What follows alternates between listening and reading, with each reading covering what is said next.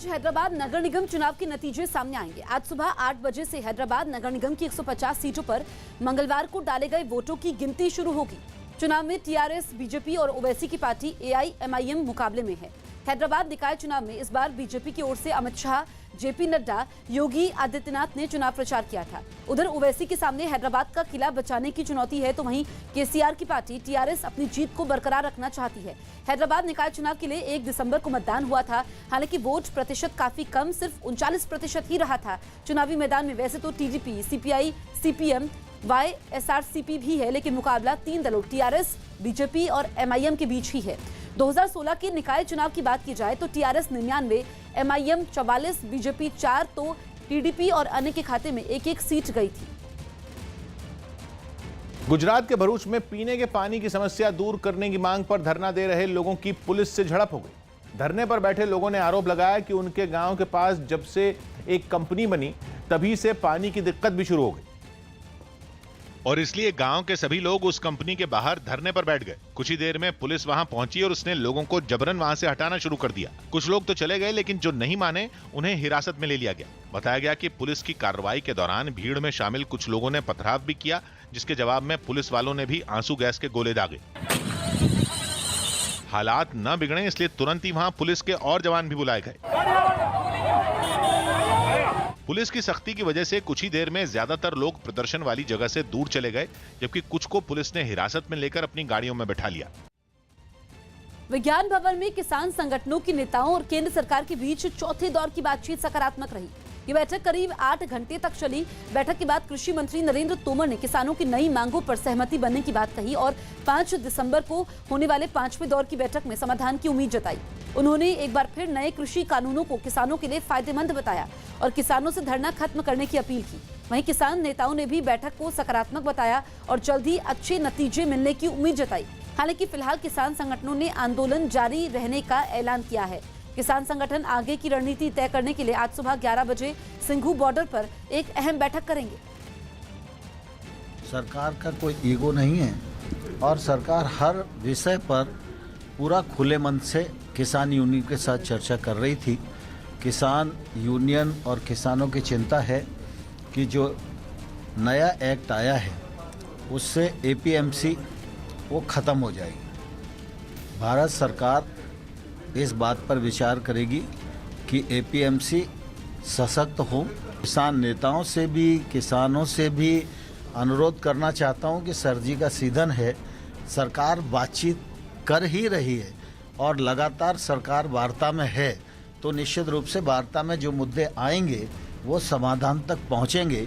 इसलिए आंदोलन समाप्त करें। तर्क वितर्क अच्छे हुए हैं और उसके बाद फिर जो आखिरी है वो सरकार ने जो है वो ये कहा है कि आपने जो पॉइंट बताए हैं हम इनको पूरी तरह से विचार कर लें, अपने सचिवों को बुला लें। हमारा फैसला ये है कि तीनों कानून जब तक पूरी तरह से रद्द नहीं होते और एमएसपी की गारंटी का कानून नहीं बनाया जाता तब तक हम अपना आंदोलन जारी रखेंगे। सरकार बिलों में संशोधन पे विचार करने की बात कर रही है। अगली मीटिंग के लिए क्या करें? 5 तारीख में फिर मीटिंग होगी और किसान है कि बिल पूर्ण रूप से वापसी हो और फिर एक नया बिल कोई होगा तो सब लोग मिलकर उसको बनाएंगे। अगला आपका स्टेप क्या है इस चीज़ को लेकर? हमारा ये है कि बिल वापसी हो। पूरे देश के किसानों का यही सवाल है कि बिल पूर्ण रूप से वापसी हो और जो एमएसपी है वो कानून बने। केंद्रीय मंत्री सोम प्रकाश ने न्यूज 18 को बताया कि सरकार की तरफ से किसानों को एक प्रस्ताव दिया गया है जिस पर सरकार आगे काम करने को तैयार है। 7 से 8 घंटे तक बैठक चली।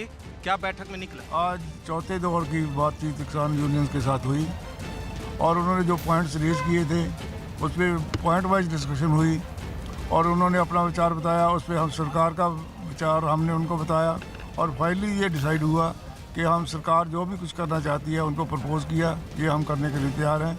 उसके लिए उन्होंने फैसला हुआ कि परसों फिर दोबारा मिलेंगे 2 बजे विज्ञान भवन में और इसको फाइनल शेप देंगे। उसकी जो बहुत सारी प्रपोजल उन्होंने बताई थी, जो पॉइंट्स रेज किए, उसमें सरकार का रिस्पॉन्स पे क्या है, इलेक्ट्रिसिटी बिल पे, पोल्यूशन के बिल पे और जो 3 बिल एग्रीकल्चर के, उनमें जो चेंजेस जो चाहते हैं उसे विस्तार से डिस्कस हुआ। दिल्ली यूपी बॉर्डर पर शाम के वक्त पश्चिमी उत्तर प्रदेश से पहुंचे किसान संगठनों ने सुरक्षा घेरा तोड़कर दिल्ली कूच की कोशिश की। वहां पिछले कुछ दिनों से गाजीपुर फ्लाईओवर के नीचे यूपी से आए किसान संगठन धरने पर बैठे हैं, जिन्हें समर्थन देने के लिए शाम के वक्त बाकी लोग पहुंचे। लेकिन फ्लाईओवर के नीचे जाने के बजाय उन्होंने अपने ट्रैक्टर फ्लाईओवर पर चढ़ा दिए और वहां से दिल्ली की सीमा में घुसने की कोशिश की। यहाँ पर जो गाजीपुर हाईवे है, यहाँ पर दर्जनों गाड़ियां जो है वहाँ उस पर जो है सैकड़ों लोग सवार होकर के हाईवे की ओर बढ़ गए हैं। ये दिल्ली कूच करने के लिए निकले हैं। हंगामे को रोकने के लिए वहां सीआईएसएफ के जवानों को भी तैनात किया गया था, लेकिन उनके सामने ही कुछ लोगों ने बैरिकेड हटा दिए और एक एक कर सभी ट्रैक्टरों ने उन्हें पार करना शुरू कर दिया। ट्रैक्टरों पर सवार कई लोगों के हाथों में लाठियां भी नजर आईं, जिन्हें लहराते हुए उन्होंने बहुत देर तक नारेबाजी की।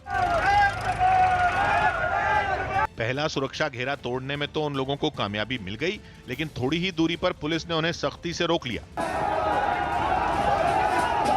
प्रदर्शनकारियों को समझाया गया कि उनके साथी फ्लाईओवर के नीचे प्रदर्शन कर रहे हैं, इसलिए वो दिल्ली में घुसने की कोशिश न करें। पुलिस के समझाने पर सभी लोगों ने अपने ट्रैक्टर मोड़े और धरने वाली जगह पर पहुंच गए। पिछले कुछ दिनों से पश्चिमी उत्तर प्रदेश से आने वाले किसान संगठनों का प्रदर्शन दिल्ली यूपी बॉर्डर पर जारी है। हालांकि किसान आंदोलन का केंद्र दिल्ली हरियाणा बॉर्डर है, जहां पिछले 8 दिन से कई किसान संगठन डटे हुए हैं।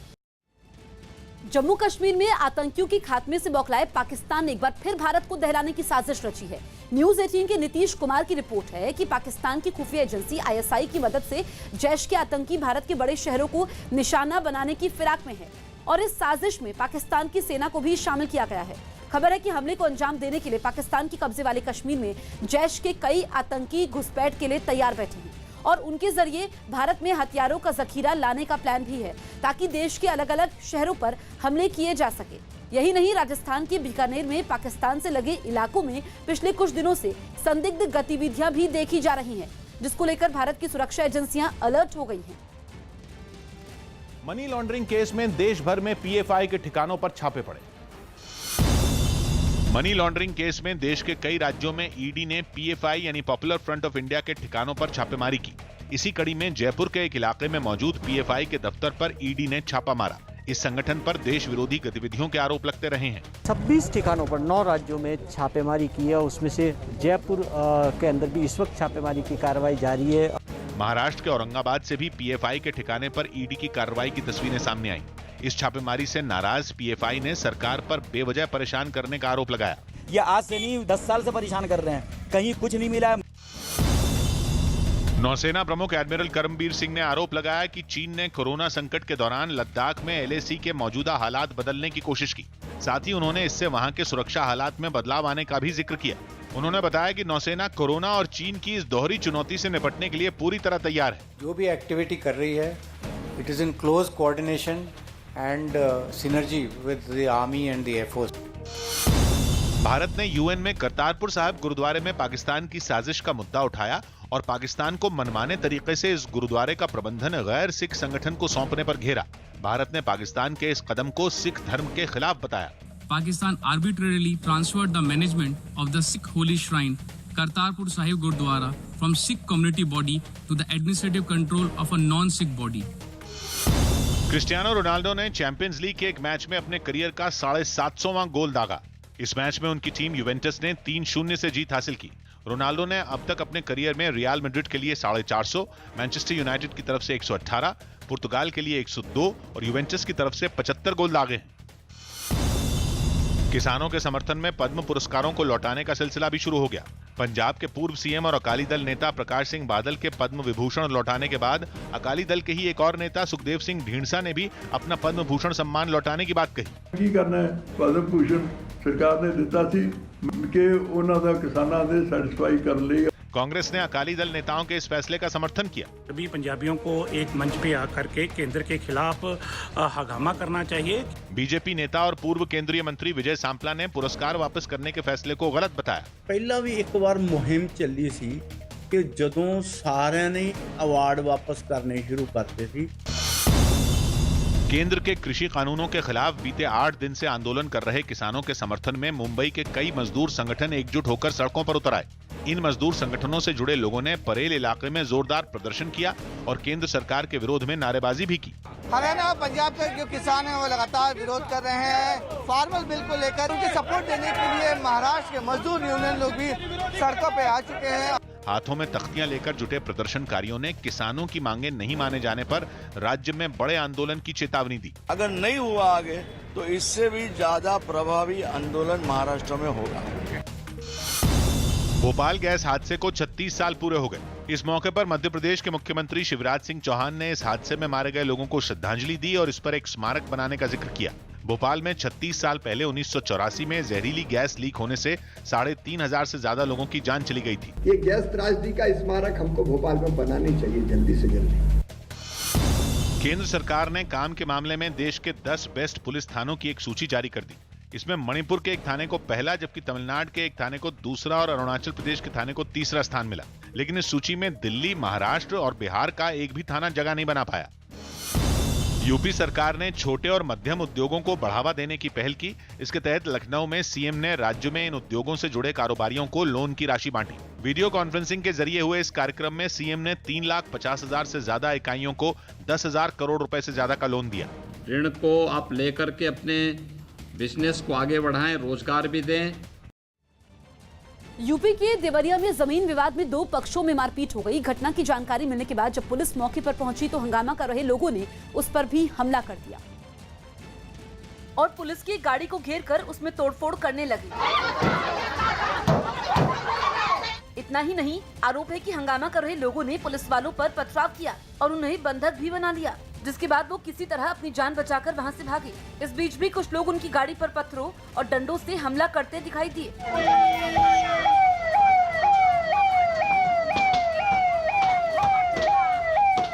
पुलिस के वहां से जाने के बाद दोनों गुटों के बीच फिर जमीन पर विवाद शुरू हो गया। हमारे पुलिस के 2 पुलिसकर्मियों को मामूली चोटें आई हैं और पुलिस की जो गाड़ी है उसका एक शीशा भी टूट गया है। इस पूरे मामले में पुलिस ने 12 लोगों को हिरासत में ले लिया। रूस के कुछ शहरों में भारी बर्फबारी की वजह से 6 फीट से भी ऊंची बर्फ की मोटी चादर बिछ गई। सर्दियों के इस मौसम में वहां आमतौर पर 1 से 2 फीट ही बर्फबारी होती, लेकिन इस बार कुदरत की मार कुछ ज्यादा ही पड़ी और इतनी बर्फबारी हुई कि सब कुछ जम गया। रूस के नोरिल्स्क शहर से सामने आई तस्वीर ने लोगों के होश उड़ा दिए। वहां 6 फीट से भी ज्यादा बर्फ गिरी, जिसका मतलब ये कि एक लंबा आदमी भी उसमें खड़े खड़े दब जाए। बर्फ की इस मोटी परत ने लोगों को उनके घरों में ही कैद कर दिया। सड़कों पर खड़ी गाड़ियों को ढूंढना तक मुश्किल हो गया। मकान, पेड़ पौधे सब बर्फ से लद गए। कुछ लोगों के लिए तो ये मौज मस्ती का मौका बन गया, लेकिन प्रशासन के लिए ये एक बड़ी आफत थी। कड़ाके की इस ठंड में सड़कों से बर्फ हटाते हटाते उनके पसीने छूट गए, लेकिन बर्फबारी का सिलसिला फिर भी नहीं थमा। खबर है कि शहर से अब तक 4 लाख टन बर्फ हटाई जा चुकी है, जो कि ठंड के पूरे मौसम में होने वाली बर्फबारी का 1/3 हिस्सा है। इसी तरह की तस्वीरें रूस के दूसरे इलाकों में भी देखने को मिली। जम्मू कश्मीर में जिला विकास परिषद यानी डीडीसी चुनाव के तीसरे चरण की आज वोटिंग हो रही है। मतदान 7 बजे से दोपहर 2 बजे तक ही चलेगा। आज जम्मू के 9 जिलों की 18 सीटों पर मतदान है, तो वहीं कश्मीर में 16 सीटों पर मतदान है। डीडीसी चुनाव के पहले चरण में 51%, जबकि दूसरे चरण में 49% मतदान हुआ था। जम्मू कश्मीर जिला परिषद के चुनाव 8 चरण में निपटने के बाद नतीजे 22 दिसंबर को घोषित किए जाएंगे। जम्मू कश्मीर में जिला विकास परिषद के मतदान से पहले राजौरी में सड़क पर हथगोले मिलने से अफरा तफरी मच गई। पुलिस ने आशंका जताई कि चुनाव में तीसरे चरण में कल होने वाले मतदान में बाधा डालने के लिए ऐसा किया गया, क्योंकि राजौरी में भी 2 सीटों पर मतदान होना है, जिसमें गड़बड़ी करने के लिए डिप्टी कमिश्नर और एसएसपी दफ्तर के पास सड़क पर हथगोले रख दिए गए, जिसका पता चलते ही पुलिस ने वहां पहुंचकर उस रास्ते को बंद कर दिया ताकि विस्फोट अगर हो तो किसी को नुकसान न पहुंचे। उस जगह को छावनी में बदल दिया गया। दूर दूर तक वहां कोई दिखा तो वो थे पुलिस वाले या बम स्क्वाड की टीम। प्लेट को हमने रिकवर कर लिया, उसमें हमने एफआईआर रजिस्टर की है। पुलिस ने इस रास्ते को बंद करने के अलावा पूरे इलाके में सर्च ऑपरेशन चलाया और इस दौरान एक जगह से उन्हें आईईडी बम भी मिला। किसान आंदोलन पर गृह मंत्री अमित शाह से मुलाकात के बाद पंजाब के सीएम अमरिंदर सिंह ने राष्ट्रीय सुरक्षा पर जो बयान दिया उस पर आम आदमी पार्टी उन्हें घेरने में लग गई। पार्टी के ट्विटर हैंडल से अमरिंदर सिंह से लगातार कई ट्वीट के जरिए सवाल किए गए, जिसके बाद अमरिंदर के मीडिया सलाहकार ने आम आदमी पार्टी को जवाब दिया, जिसकी सफाई में उन्होंने लिखा कि अमरिंदर सिंह ने पड़ोसी देश के मंसूबों के हवाले से किसान मसले को राष्ट्रीय सुरक्षा से जोड़ा था।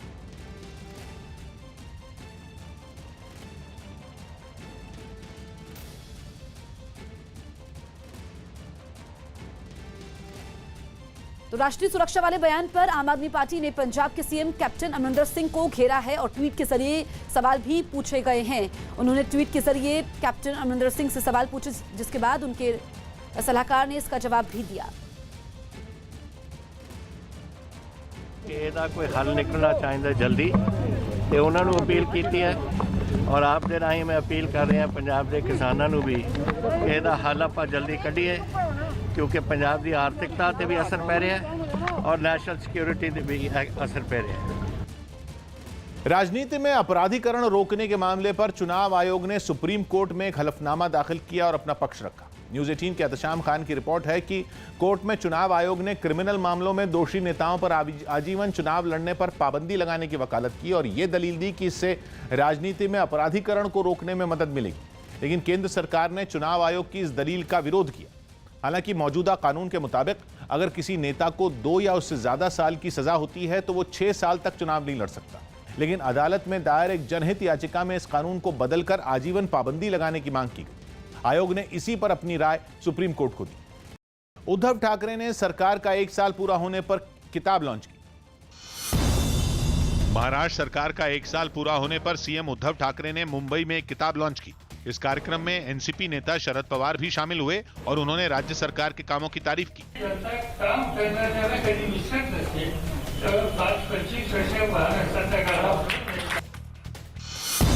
ईरान में कोरोना का खतरा बढ़ता जा रहा है और वहां इसके मरीजों की संख्या 10 लाख के पार पहुंच गई। उत्तर प्रदेश के लखनऊ और रामपुर में हुनर हाट का आयोजन किया जाएगा। रामपुर में इस महीने 28 से 27 दिसंबर तक, जबकि लखनऊ में 23 से 31 जनवरी के बीच इसका आयोजन होगा। केंद्रीय मंत्री मुख्तार अब्बास नकवी ने बताया कि इन हुनर हाट का आयोजन वोकल फॉर लोकल मुहिम के तहत किया जाएगा। महाराष्ट्र सरकार ने राज्य में जाति के आधार पर रखे गए जगहों के नाम बदलने का फैसला लिया, जिस पर सियासत गर्मा गई। उद्धव सरकार ने दलील दी कि सरकार के इस फैसले से समाज में समानता आएगी। हम जाति नष्ट करने की जब बात करते हैं तो इस तरह के नाम रहना उचित नहीं। लेकिन राज्य सरकार का ये फैसला केंद्रीय मंत्री रामदास आठवले को नहीं भाया और उन्होंने इसका विरोध कर दिया। नाम बदलने से जाति व्यवस्था खत्म होगी नहीं। किसानों के प्रदर्शन पर किए गए कंगना के ट्वीट को लेकर दिल्ली सिख गुरुद्वारा प्रबंधक समिति ने उन्हें कानूनी नोटिस भेजा है। नोटिस में किसान आंदोलन को सोशल मीडिया पर बदनाम करने का आरोप लगाते हुए कंगना से बिना शर्त माफी मांगने के लिए कहा गया। उधर गायक दिलजीत दोसांझ ने भी कंगना रनौत को माफी मांगने की नसीहत दी। कंगना के एक बुजुर्ग महिला की फोटो ट्वीट करने के बाद से दिलजीत दोसांझ और उनके बीच ट्विटर पर जंग छिड़ गई थी, लेकिन कल दिलजीत ने उन्हें एक ट्वीट कर उन्हें किसानों से माफी मांगने की सलाह दी और अब दिल्ली सिख गुरुद्वारा प्रबंधक कमेटी भी कंगना से यही मांग कर रही है। दिल्ली की सीमा पर हो रहे किसान संगठनों के आंदोलन की आग इस देश में कई शहरों में फैल गई। केंद्र के कृषि कानूनों का विरोध करने वाले किसान दिल्ली के बॉर्डर पर धरना दे रहे हैं और अब देश के कई शहरों में उनके समर्थन में प्रदर्शन शुरू हो गया है, जिनमें भुवनेश्वर भी शामिल है। वहां ऑल इंडिया किसान संघर्ष कोऑर्डिनेशन कमेटी नाम के किसान संगठन ने जोरदार प्रदर्शन किया। इस संगठन के किसानों ने ओडिशा विधानसभा का घेराव करने की कोशिश की। इस दौरान उनकी पुलिस से धक्का मुक्की भी हुई और उन्होंने वहां लगे बैरिकेड गिरा दिए। ये लोग बैरिकेड पर चढ़कर आगे जाने की कोशिश करने लगे, जिसके बाद उनकी पुलिस के साथ खींचतान होने लगी। हालांकि बाद में पुलिस ने जैसे तैसे बैरिकेड वापस खड़े किए और प्रदर्शनकारियों को आगे बढ़ने से रोका, लेकिन इस दौरान वो लगातार नारे लगाते रहे।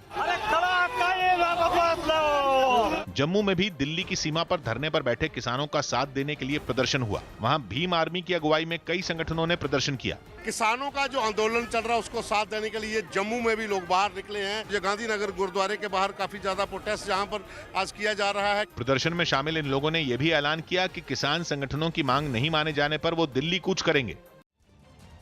निवार के बाद आज बुरेवी तूफान तमिलनाडु और केरल पर खतरा बनकर मंडरा रहा है। केरल में तिरुवनंतपुरम के तट पर बुरेवी आज दोपहर तक पहुंच सकता है। मौसम विभाग ने तमिलनाडु और केरल के तटों के लिए येलो अलर्ट जारी किया है। तूफान की वजह से केरल की कई जिलों में सरकारी छुट्टी कर दी गई है। तो उधर केरल तिरुवनंतपुरम इंटरनेशनल एयरपोर्ट 10 बजे से शाम 6 बजे तक बंद रहेगा। सरकार ने लोगों से तटीय इलाकों में न जाने की अपील की है। वहीं बुरेवी तूफान की वजह से तमिलनाडु में 2 एयरपोर्ट आज दोपहर 12 बजे तक के लिए बंद कर दिए गए। केरल में पोनमुडी हिल स्टेशन से 177 लोगों को त्रिवेंद्रम के राहत शिविर में शिफ्ट किया गया। केरल सरकार ने 2891 राहत कैंप बनाए हैं। इसके साथ ही मछली पकड़ने पर पूरी तरह रोक लगा दी गई है। लोगों की मदद के लिए कंट्रोल रूम बनाए गए हैं।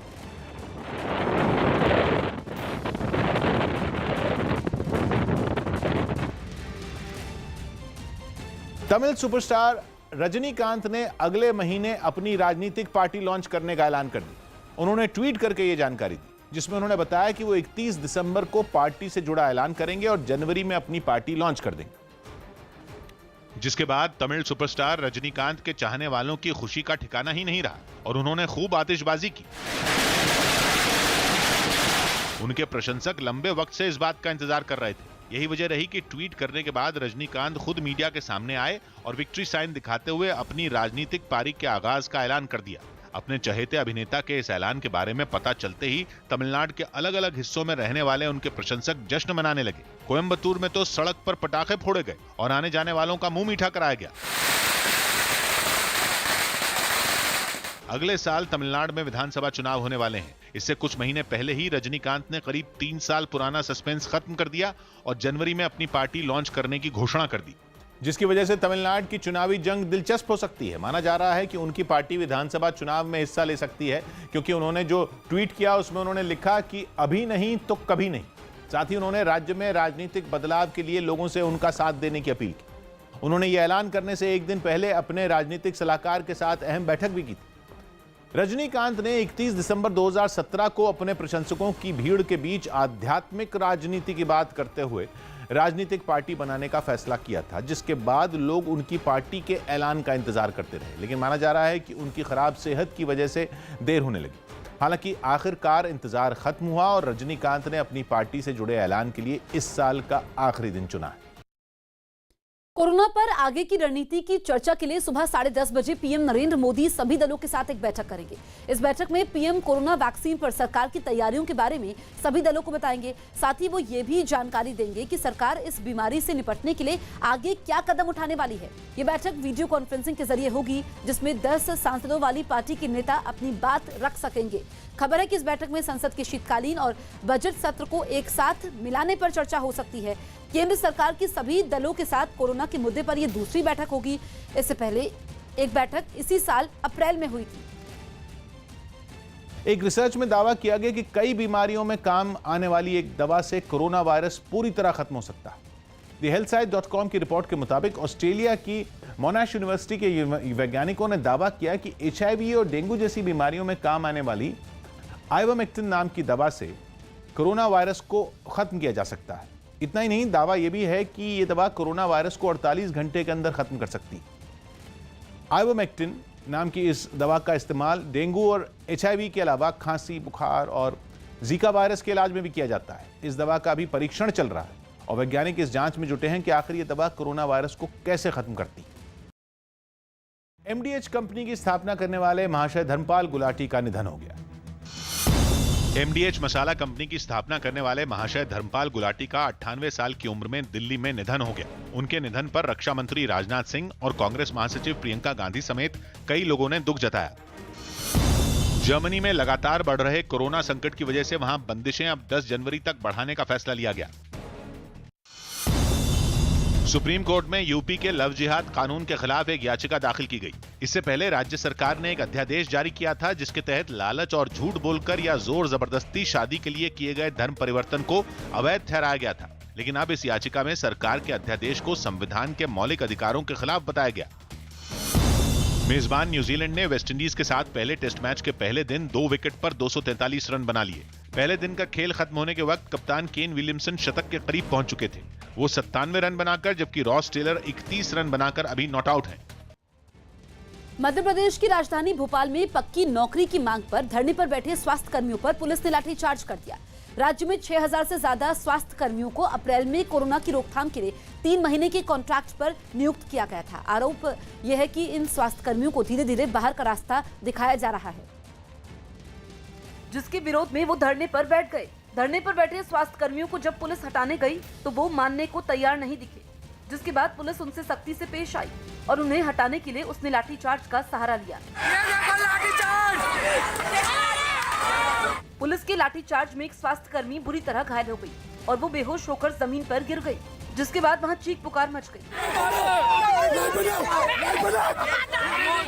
पुलिस ने हंगामा कर रहे कई स्वास्थ्य कर्मियों को हिरासत में ले लिया।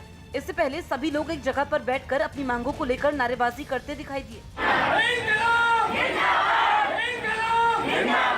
धरने पर बैठे स्वास्थ्य कर्मियों ने दावा किया कि उनके कॉन्ट्रैक्ट को 9 महीने के लिए बढ़ा दिया गया था।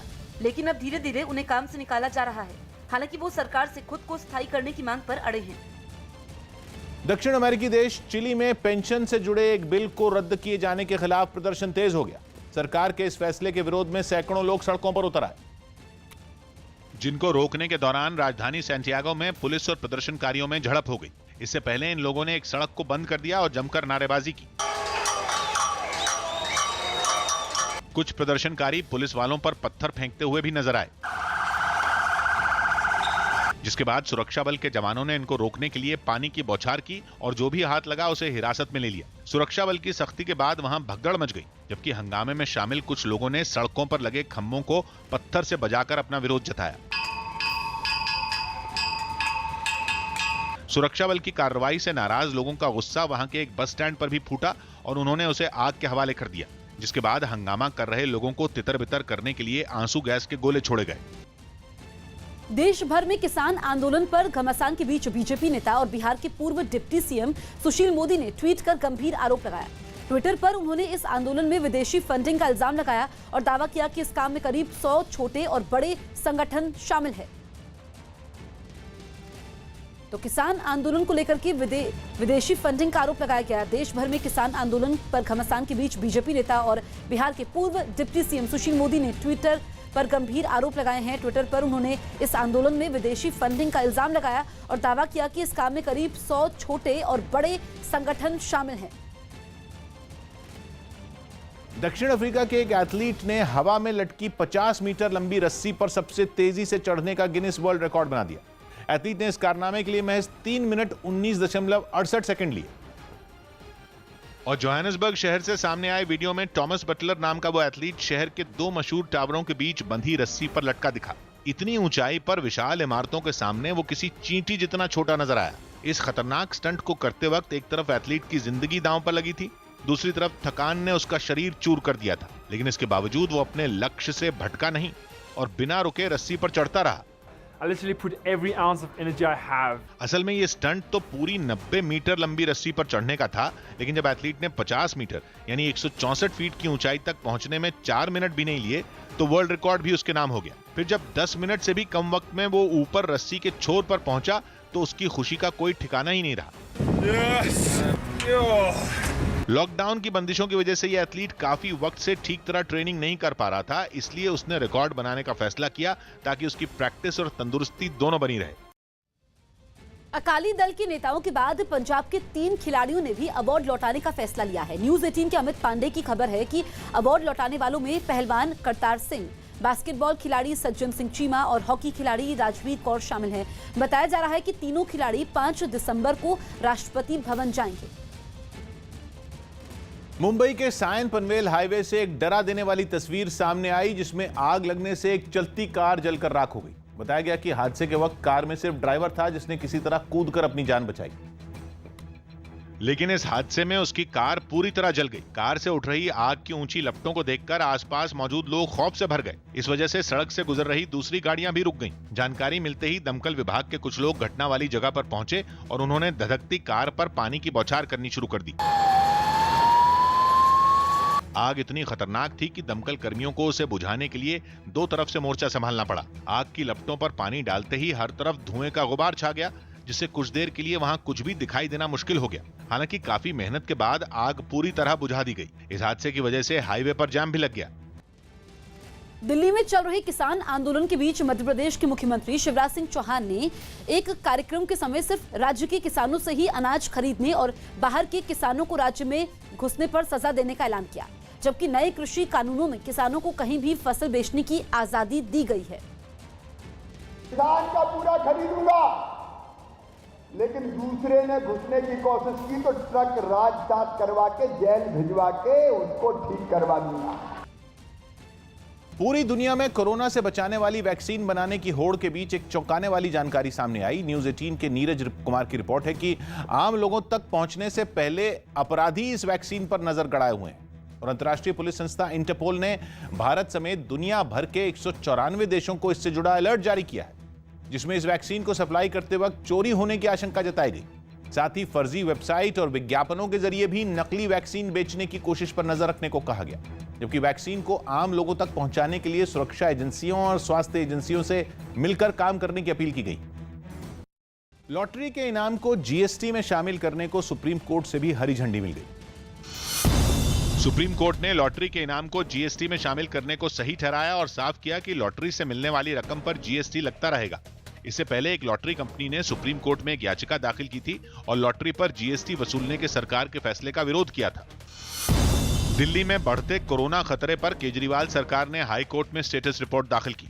इस दौरान सरकार ने हाई कोर्ट को बताया कि कोरोना की वजह से किसी इलाके में फिलहाल नाइट कर्फ्यू नहीं लगेगा। इसके अलावा सरकार ने यह भी बताया कि कोरोना नियम तोड़ने वाले 2 लाख लोगों के चालान काटे गए, जिनसे 17 करोड़ रुपए का जुर्माना वसूला गया। सुप्रीम कोर्ट ने मास्क से जुड़े गुजरात हाई कोर्ट के एक फैसले पर रोक लगा दी। एक दिन पहले अदालत ने मास्क न लगाने वालों को सजा के तौर पर कोरोना सेंटर में सेवा करवाने का फैसला सुनाया था। महाराष्ट्र सरकार ने साफ किया कि उसने 10वीं और 12वीं के परीक्षा फॉर्म से हिंदू शब्द नहीं हटवाया। साथ ही ऐसे मुद्दों को हवा देने को जनता में गलतफहमी फैलाने की कोशिश करार दिया। एक दिन पहले बीजेपी नेता अतुल भातखलकर ने परीक्षा फॉर्म से हिंदू शब्द हटाने का आरोप लगाया था। अमेरिका के मिनेसोटा से एक हैरान करने वाला वीडियो सामने आया, जिसमें एक छोटा विमान बीच सड़क पर उतरता दिखाई दिया। बताया गया कि विमान में कुछ तकनीकी खराबी आ गई थी, जिसके बाद उसके पायलट को कुछ समझ नहीं आया और उसने अपनी जान बचाने के लिए विमान को हाईवे के बीच में उतार दिया। रास्ते पर विमान की लैंडिंग होते ही वहां पुलिस भी तुरंत पहुंच गई और उसने उसे चारों तरफ से घेर लिया। इस घटना के समय हाईवे पर कुछ देर के लिए जैम लग गया। विमान में पायलट के अलावा एक और आदमी भी मौजूद था। पुलिस ने दोनों को हिरासत में ले लिया और आगे की छानबीन में जुट गई। जिस वक्त विमान सड़क पर उतरा उस समय वहाँ कई गाड़ियाँ दौड़ रही थी, जिससे वहाँ कोई बड़ा हादसा भी हो सकता था। दिल्ली के सिंघू बॉर्डर पर जारी किसानों के आंदोलन में निहंग समुदाय ने भी मोर्चा संभाल लिया। किसानों ने अपने प्रदर्शन में पंजाब से आए इन लोगों को सबसे आगे रखा, जिनके वहां पहुंचते ही किसानों में जोश भर गया। यही वजह रही कि किसानों ने निहंग समुदाय को न केवल आंदोलन में सबसे आगे रखा, बल्कि सरकार के खिलाफ अपनी लड़ाई और तेज कर दी। दिल्ली के सिंघू बॉर्डर पर आप देख सकते हैं कि जो निहंग सरदार हैं वो भी आने शुरू हो गए हैं। किसानों के समर्थन में मोर्चा संभालते ही इन्होंने भी अपने इरादे जाहिर कर दिए। संघर्ष में हम किसान बन के आए हैं। सिंघू बॉर्डर पर डेरा जमाते हुए ये लोग पुलिस की बैरिकेडिंग को भी पार कर गए। हालांकि वो ज्यादा आगे नहीं बढ़ पाए और पुलिस के जवानों ने तुरंत ही उन्हें घेर लिया। इसके बाद काफी देर तक पुलिस और निहंग समुदाय के लोगों के बीच बहस होती रही। कुछ देर बाद वो वापस चले गए। निहंग समुदाय को सिखों के योद्धाओं के रूप में माना जाता है। ये स्वभाव से आक्रामक होते हैं और अपने पास हथियार भी रखते हैं। अमेरिका की कैलिफोर्निया में जंगल में लगी आग की कुछ और डरा देने वाली तस्वीरें सामने आई, जिसमें आग की खतरनाक लपटें जंगल के बड़े हिस्से को जलाकर राख करती दिखाई दी। करीब 3 महीने से भी ज्यादा समय से अमेरिका की कई जंगल आग के शोलों में धधक रहे हैं, लेकिन इतने दिन बीत जाने के बाद भी हालात जस के तस बने हुए हैं। हजारों एकड़ में फैले जंगल आग के शोलों में सुलगते नजर आए। जंगल से उठते धुएं के गुबार ने पूरे इलाके को अपने अंदर समा लिया। धुएं की वजह से वहाँ कुछ भी साफ देख पाना नामुमकिन हो गया। तेज हवाएं आग में घी डालने का काम करती नजर आई, जिसकी चपेट में आकर कई गाड़ियां भी जलकर राख हो गई। जानलेवा लपटों के बीच दमकल कर्मी आग बुझाने में अपनी पूरी ताकत झोंकते दिखे। इस काम में कई हेलीकॉप्टरों को भी लगाया गया, लेकिन खतरनाक लपटों के सामने सारी कोशिशें नाकाम साबित होती नजर आई। खतरे को देखते हुए आसपास के इलाकों को खाली करवा दिया गया। बताया गया कि आग अब तक 10 लाख से भी ज्यादा एकड़ में फैले जंगल को अपनी चपेट में ले चुकी है और कई रिहायशी इलाकों में भी इसने काफी तबाही मचाई। यूपी के महोबा में एनडीआरएफ ने बोरवेल में गिरे 4 साल के एक बच्चे को 20 घंटे बाद बाहर निकाल लिया, लेकिन उसकी मौत हो गई। एक दिन पहले यह मासूम घर के पास एक खेत में खेलते वक्त 30 फीट गहरे बोरवेल में जा गिरा था, जिसे बाहर निकालने के लिए लखनऊ से एनडीआरएफ की टीम वहां पहुंची और बच्चे को बचाने के लिए बोरवेल के पास कड़ी मेहनत से एक टनल बनाया। इसी टनल की मदद से मासूम तक पहुंचा गया। बच्चे तक पहुंचने का रास्ता इतना संकरा था कि एनडीआरएफ का एक ही कर्मचारी अंदर घुसा, जिसे वहां अंधेरा होने की वजह से आगे बढ़ने में दिक्कत हो रही थी। ऐसे में टीम के दूसरे सदस्यों ने टॉर्च की रोशनी दिखाकर बच्चे तक पहुंचने में उसकी मदद की। इसी का नतीजा रहा कि मासूम को बाहर निकाला जा सका। नीचे से पैर आपके देखिए पानी में बिल्कुल फूल चुके हैं। मिट्टी अभी उनके बॉडी में, उनके शरीर में, कपड़ों में लगी हुई है। फौरन स्ट्रेचर के जरिए बच्चे को वहां पहले से मौजूद एम्बुलेंस तक ले जाया गया। मासूम को इस हालत में देख उसकी मां ने जोर जोर से रोना शुरू कर दिया तो पिता की आंखों से भी आंसू छलक गए। बोरवेल से निकाले गए इस बच्चे को लोग जिला अस्पताल लेकर पहुंचे, लेकिन वहां डॉक्टर ने पुष्टि कर दी कि 6 घंटे पहले ही उसकी सांसें थम चुकी थी। उसका हम लोगों ने पूरी तरह से चेकअप किया और बच्चे को हम लोगों ने मृत पाया है। बच्चे तक पहुंचने के लिए टनल को बोरवेल के बराबर की गहराई का खोदा गया, जिस वजह से वहां पानी आने लगा। ऐसे में एनडीआरएफ की टीम को रेस्क्यू में काफी मुश्किलें भी उठानी पड़ी।